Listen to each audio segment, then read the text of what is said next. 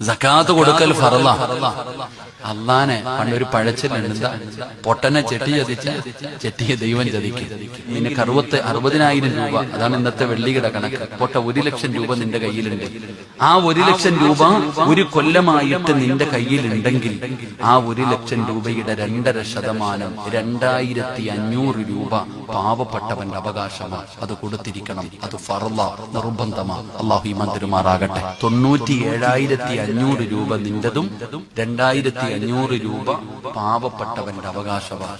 അത് കൊടുക്കാതെ ആ പിച്ചച്ചട്ടിയിൽ നീ കൈയിട്ട് വാരിയ ഒറ്റ നേട്ടമേ ഉള്ളൂ, 1,00,000 പോയി കിട്ടും. അള്ളാഹു കാത്തിരക്ഷിക്കുമാറാകട്ടെ. ആ 2,500 അകത്ത് നീ കൈയിടാൻ പോകുമ്പോ നമ്മള് മനസ്സിലാക്കേണ്ട ചില കാര്യമുണ്ട്. സക്കാത്ത് എന്ന് പറഞ്ഞാൽ എന്താ? നിന്റെ ഇക്ക 50ന്റെയും 100ന്റെയും ഒരു കെട്ട് നോട്ട് കൊടുത്തിട്ടുണ്ട്. എന്തിന്? വീട്ടിൽ വരുന്നവർക്ക് ഇങ്ങനെ വാരി വെതറാൻ. അത് സക്കാത്തല്ല കേട്ടോ, അത് സദക്കയാ. അല്ലാഹു ഈമാൻ നൽകുമാറാകട്ടെ. സക്കാത്തിന്റെ അവകാശി ആരാണെന്ന് ദീൻ പറയുന്നുണ്ട്. ആ അവകാശിക്ക് കൊണ്ടുപോയി കൊടുത്താലേ സക്കാത്ത് വീടത്തുള്ളൂ. എടോ, സക്കാത്ത് വീടണമെങ്കിൽ അത് നിന്റെ വീട്ടിൽ വരത്തില്ല. സക്കാത്തിന്റെ അവകാശി അവന്റെ വീട്ടിൽ നീ പോണം.